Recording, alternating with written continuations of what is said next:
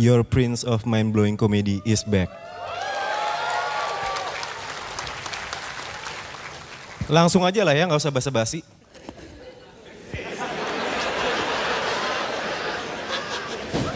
Nggak usah basa-basi lah ya, udah ya kayak terima kasih yang udah datang, terima kasih yang udah beli tiket, terima kasih udah hadir di acara ini, terima kasih semuanya udah meluangkan waktu. Nggak perlu lah, kayak komik amatir kayak gitu. Guys, gue gitu, kayaknya nggak perlu basa-basi. Makasih yang udah datang, mau ngucapin ke sponsor, nggak usah lah. Langsung kita mulai aja lah ya.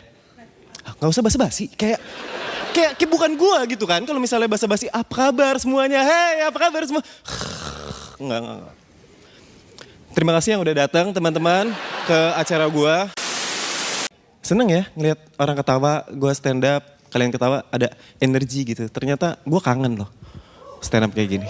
It's very missing.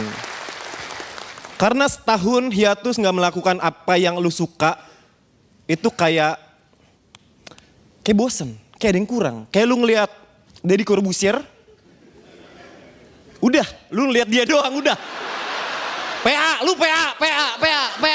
Udah, lu ngeliat dia doang tuh, bosen kan? Gue kemarin beli nasi kotak, harganya 17.000. Gue kasih aja 20.000, biar bulet.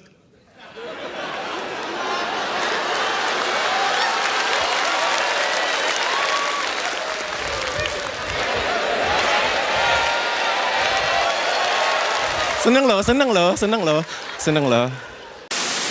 Berikut adalah jokes yang gue tulis ketika gue hiatus. Dengerin ini baik-baik, oke? Gue pernah ditolak kerja waktu ngelamar jadi tukang gali sumur. Tapi gue ditolak. Pas interview dia bilang, kayaknya orang kayak kamu nih manja deh. Kayaknya orang kayak kamu tuh gak bisa tuh ngegali sampai 6 meter ke bumi, gak bisa. Gue nangis teman-teman. Itu dalam.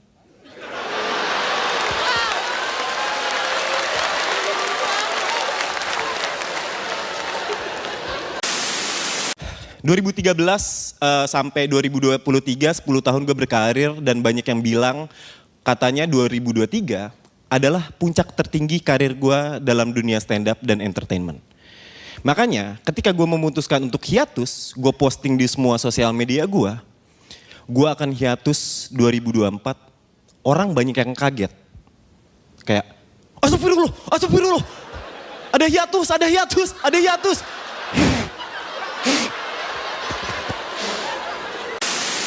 Gue baca berita nih, di Palembang ada seorang pemuda gagal bunuh diri dengan cara melompat dari atas jembatan Ampera. Gagal bunuh diri karena ternyata dia bisa berenang. Nah, jadi berita tuh. Aneh gak lu? Kayak gitu jadi berita di Indonesia. Nih gue kasih tahu ya. Jadi ada orang mau bunuh diri, lompat dari jembatan Ampera nih. Bawahnya kan Sungai Musi kan di Palembang tuh. Dia lompat, mau bunuh diri. Gagal gara-gara bisa berenang. Jadi berita. Aneh kan? Orang lompat ke air malah masuk berita. Harusnya kan orang lompat ke air, dia kan masuk. Kalian mikir masuk air ya?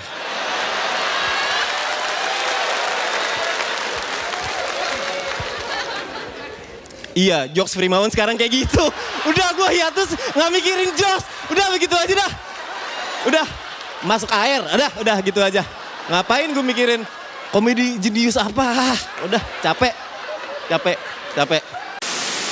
STY itu salah satu sosok orang yang direspek sama banyak orang di Indonesia. Karena prestasi lah, bisa mengangkat prestasi timnas. Kan temen gue banyak podcaster bola gitu kan. Banyak berita miring tentang pemecatan Sintayong. Ada yang bilang karena sistem kepelatihan yang buruk, komunikasi sama pemain yang nggak lancar. Ada yang bilang katanya clash sama petinggi-petinggi. Itu opini mereka dan masih simpang siur. Tapi menurut gua ya, ini opini pribadi aja nih. Sintayong tuh dipecat gara-gara opini aja nih. STY masih ada.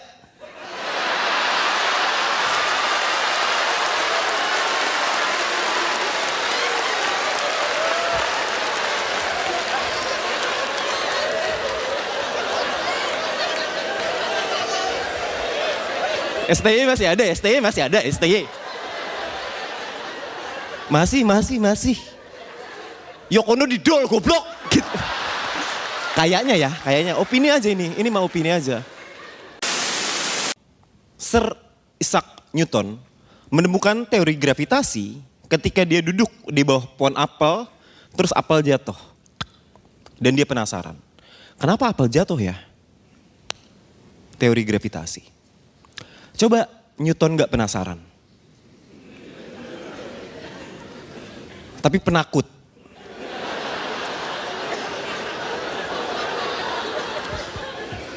Ada apel jatuh. Astagfirullahaladzim.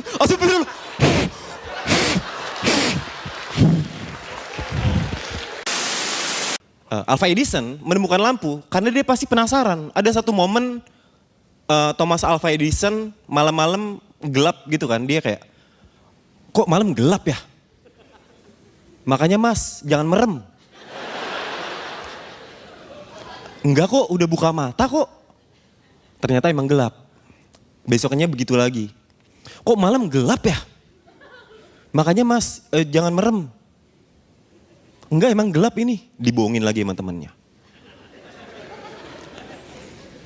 Besoknya gitu lagi. Kok malam gelap ya? Makanya jangan merem. Dibohongin lagi. Makanya gara-gara hal itu, Thomas Alva Edison pengen sesuatu yang bisa terus terang.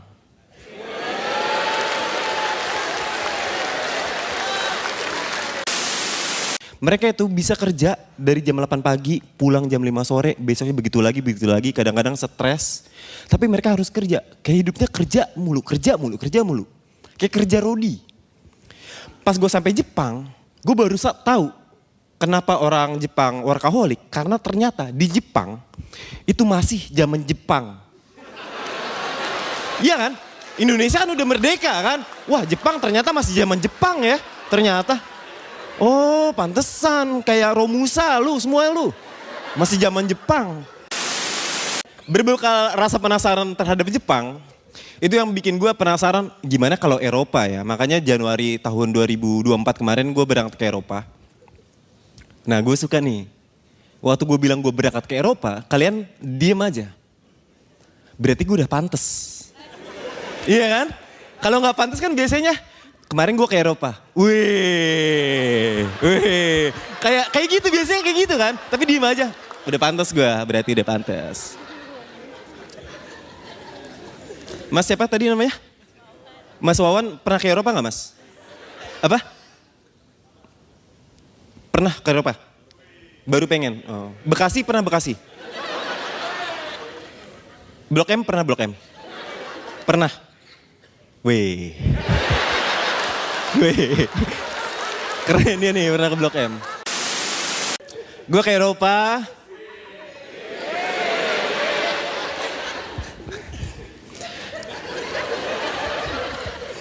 Ini biar materinya jalan nih ya. Gue ke Eropa itu bulan Januari. Itu pas lagi winter. Itu dingin banget tuh, dingin banget. Gue pakai baju 4 lapis. Masih tetap dingin apalagi kalau gue pakai kue lapis kan gue mikir kayaknya kayak orang gila dah, makanya 4 lapis aja dah daripada pakai kue lapis di sini.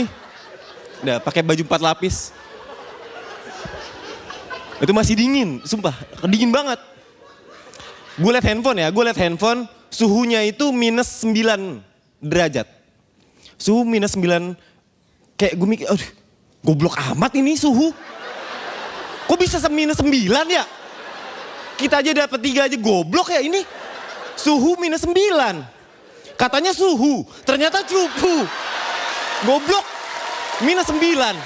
Kok bisa minus 9? Destinasi Paris pertama gue adalah Menara Eiffel.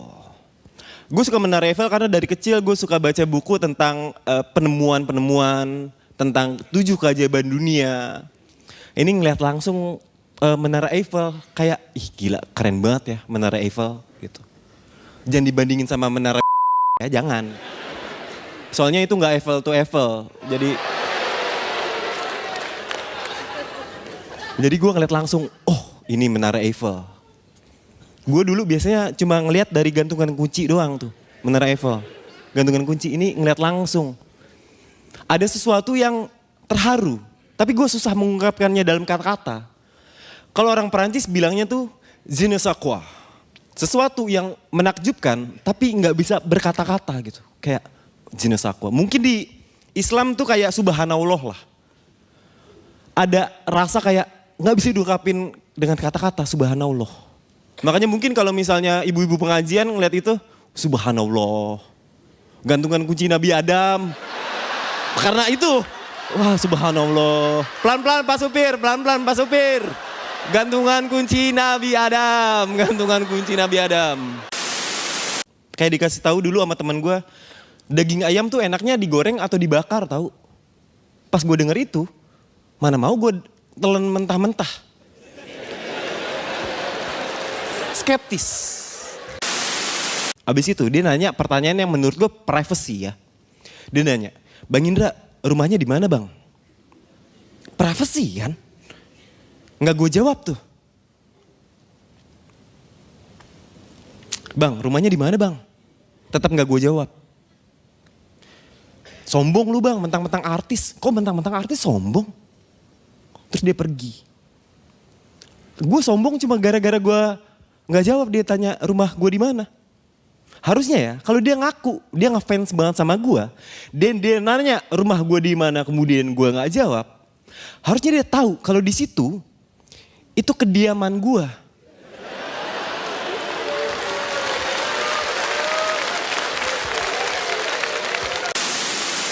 Gue posting foto, normal aja, dia bilang, tumben bang, fotonya kagak absurd. Apa sih?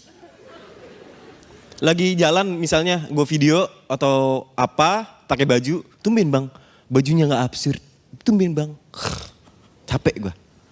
Kayak mereka cuma ngelihat apa yang ada di TV itu sama kayak ada di aslinya, kayak gitu juga. Haji bolot deh.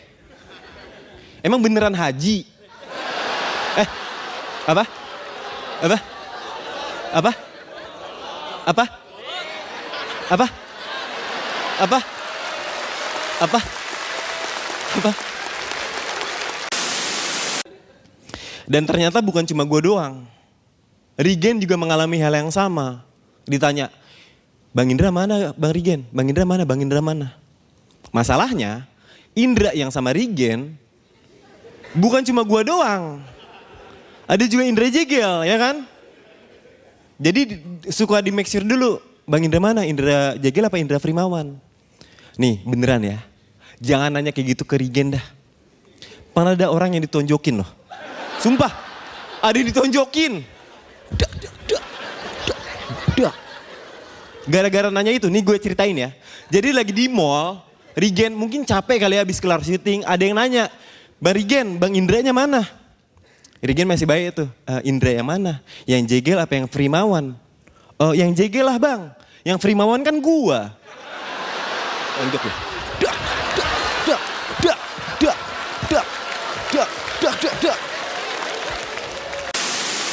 Dulu gak punya duit, beli sepatu asli, gue beli KW semua.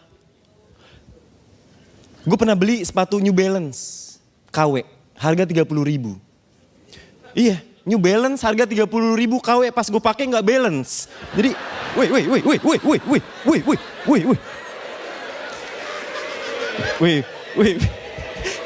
anjing.